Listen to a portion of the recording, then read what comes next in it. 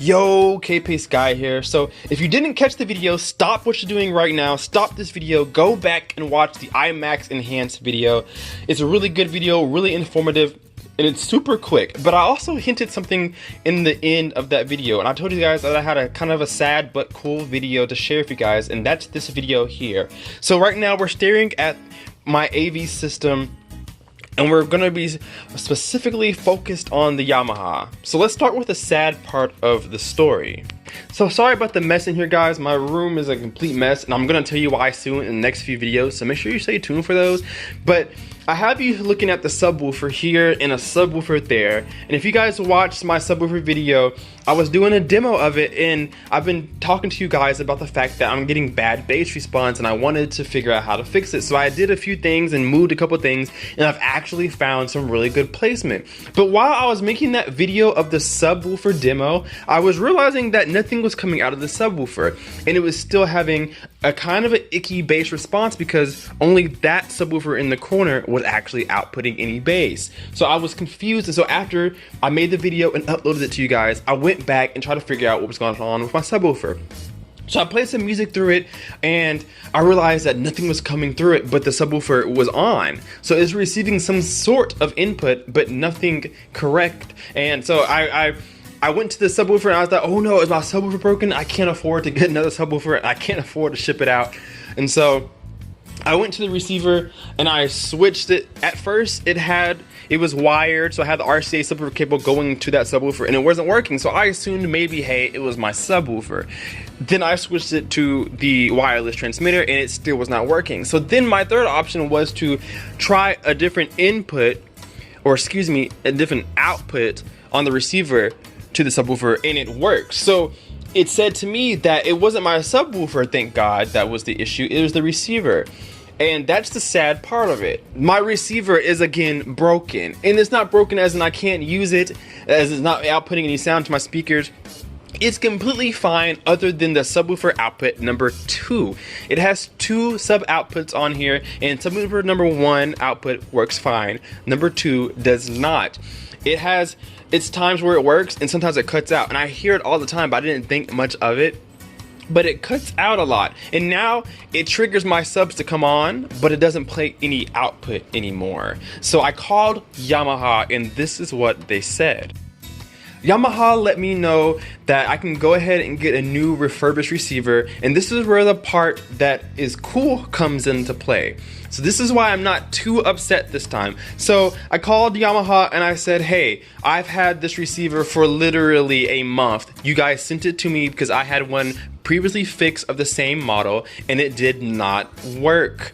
You guys said it could not be fixed, so you sent me a new receiver out to Cincinnati where I had it fixed, and you guys sent me a refurbished one and said it would work fine.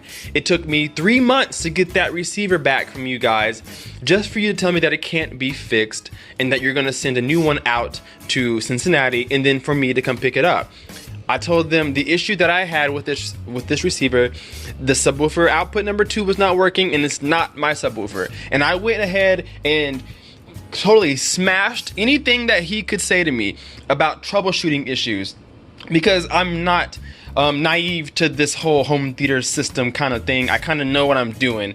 So I was kind of mean, kind of not to the guy. I told him, hey, look, I have subwoofer issues. It's not my subwoofer. I went through all the troubleshooting issues. It's not the subwoofer input on my amp. It's not turned off. My settings are correct. My subwoofer is fine. It's your receiver. I didn't want him to tell me any of these troubleshooting things because I already know what he wanted to say. Well, is your settings on? Do you have your subwoofer volume turned down? Da da da. No, sir. I'm not an idiot, is what I really wanted to say. So I smashed all of that and told him, I know what it is, it's my subwoofer output. I don't want to wait 3 more months for you to fix this receiver, because the last receiver of the same model that I sent to you was deemed unrepairable. You cannot fix it because your parts were on back order indefinitely. I could not get any new parts for that, so I don't want to try to fix this one either. I don't want to send it off to a repair center. I want a new receiver. I want it sent here to my address. So after kind of getting into his just getting into him a little bit, he finally said, well, let me escalate this to a level 2 whatever the heck. So he sent me an email that I was going to forward to somebody ahead in corporate to go ahead and see if I qualified to get a new receiver. So I sent the same thing to the next guy up that I said to the guy on the phone, and he sent me an email within minutes and said, pack up that 3060, we're gonna send you a refurbished 3070. So that's the cool part. I get to upgrade my receiver from a 3060 to a 3070, which is awesome because I've been in the market sorta to go and get a new receiver. I want a Marantz, I'm going for Marantz, but I want other things before I get a new receiver. And so this kind of bridges that gap a little bit. I kind of get a cool little upgrade now. And I don't have to pay for anything. Shipping is completely free both ways. So I don't have to pay for anything. I get a new receiver, sort of new receiver, new to me, old to them. I know there's a 3080 out, but I'm happy to be upgrading nonetheless. So I'm gonna be getting a 3070, and you know I'm gonna have videos of it. Now don't be alarmed, guys. I know we went through a long 3-month drought of no audio content on the channel. It will not be the same this time. I have them sending me out a box as of yesterday to my address to go ahead and box up the 3060, and as soon as they get it, they'll be putting a 3070 in that box and send it to me back. So I won't be without a receiver for longer than a week or two. Now I'm gonna go ahead and make videos ahead of time with this receiver so that while it's actually gone in real time, to you guys, it will never be gone. So I'm gonna have videos out there of the receiver, of the system, so that during the time that it's gone, you guys will still be having audio content. So by the time that it gets here, the next video that you will see will be an upgraded video of my new receiver. I also have something really, really cool to show you, but I can't show you in this video, so you have to stay tuned. You see a lot of wires on the floor, you see some going up, so I have something special for you guys. You see some new speaker wire right there. So there's some new things being installed in the theater,